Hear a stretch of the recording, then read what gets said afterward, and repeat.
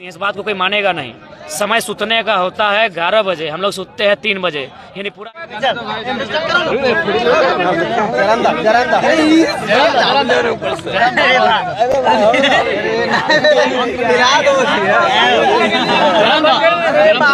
तुम लोग पीस देगा रे हमको रे गरम दो इधर।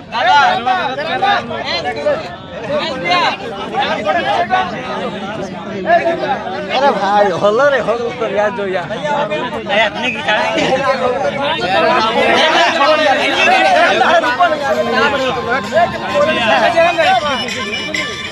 अरे भाई हो यार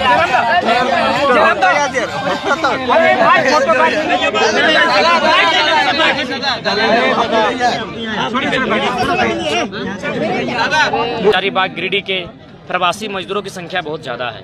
बाकायदा कुछ दिन पहले हैदराबाद से हमारा फ़ोन आया था, जो वहाँ के जो एक ट्रस्ट हमारा बोर्ड है झारखंड के मजदूरों का यूनियन है, उसके अध्यक्ष है। बाकायदा उन्होंने परिचय दिया कोई राणा है और उनका संबंध कोडरमा जिला से है। यानी समझ सकते हैं कोडरमा, गिरिडीह, हजारीबाग ये मजदूरों का क्षेत्र है। और मजदूरों का क्षेत्र तब जब यहाँ प्राकृतिक संसाधन है, असीम संभावनाएँ हैं। तो इसीलिए हमारा आज का सभा का मतलब यही है कि यहाँ की जो खामियां हैं उसको उजागर करना और यहाँ के जनप्रतिनिधियों को बाकायदा सवाल करना कि आप संवैधानिक शक्तियों में होते हुए अगर इस राज्य के उत्थान के लिए, अपने क्षेत्र के उत्थान के लिए कुछ नहीं कर रहे हैं, तो मुझे लगता है 2024 में बदलाव होना चाहिए। और ये कोडरमा बहुत सुंदर क्षेत्र है।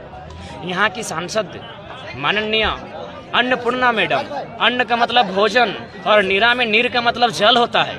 इन एक का मतलब है भोजन देने वाली और दूसरे का नाम है पानी पिलाने वाली। लेकिन उसके बावजूद अगर कोडरमा के लोग भूखे और प्यासे हैं तो जनप्रतिनिधियों पर सवाल बनता है। सवाल बनता है राज्य सरकार पर, सवाल बनता है केंद्र सरकार पर।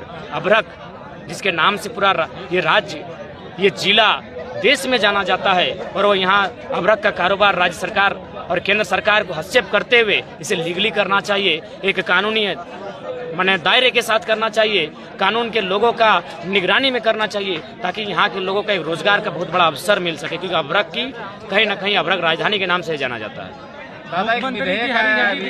अभ्रक के लिए चालू करते हैं, लेकिन फिर उन्हीं के सरकार के जो साथी है कांग्रेस लोग वो विरोध प्रदर्शन करते हैं। हाँ, ये सुने हम भी कि मुख्यमंत्री चालू करते हैं, फिर उन्हीं के सरकार में बैठे जो लोग हैं वो विरोध करते हैं और फाइनली ये समस्या हरी झंडी दिखाने के बाद ही प्रशासन एक्टिव होती है और फिर पकड़ना चालू करती है। तो मेरा मानना है ना, इसमें एक कारण यह है कि उनको पैसा नहीं जा रहा, और उनको पैसा नहीं जाने के कारण आज उसका प्रभाव आम व्यक्ति पर पड़ रहा है। इसीलिए अब चाहिए कि आम व्यक्ति को भी अपनी आवाज़ को मजबूती के साथ रखने के लिए सदन में अपने लोग चाहिए जो बात को रख सकें। दादा, अभी विधायकों के लिए वेतन बढ़ाने की जो मांग हो रही है और सब लोग मिल के एकदम एक सुर में आ गए हैं, लेकिन नियोजन नीति में क्यों एक साथ नहीं बोलते हैं वही लोग? बिल्कुल सही कहा। जेएमएम, बीजेपी, कांग्रेस आजसू गठबंधन कर चुकी है, मिल चुकी है, क्योंकि मुद्दा मलाई खाने का था। मलाई खाना था इसलिए मिल चुकी है। अगर स्टूडेंट का मुद्दा होता तो ये दो फाड़ हो जाते, किसानों का मुद्दा होता दो फाड़ हो जाते, रोजगार का मुद्दा होता ये दो फाड़ हो जाते। मलाई खाना है, बाकायदा सांसद विधायकों खाना है, इसीलिए चारों मिल चुके हैं और चुपचाप मजा ले रहे हैं, मलाई खा रहे हैं। तो मेरा मानना है अब राज्य के युवाओं को भी सोचना चाहिए पॉलिटिक्स के बारे में। अगर वो नहीं सोचते हैं तो इसी पर खाली चुनाव में बोलेंगे बीजेपी कि हम जेएमएम के विरोध में है, जेएमएम बोलेगी हम आजसू के विरोध में, आजसू बोलेगी हम कांग्रेस के विरोध में है। लेकिन जैसे ही उनके फायदे की बात आएगी, उनके लाभ की बात आएगी, सब तमाशा देखेंगे, तमाशाबीन होकर देखेंगे। उसी का ये परिणाम है कि अब विधायकों का वेतन बढ़ने की बात पर रजामंदी हो गई है।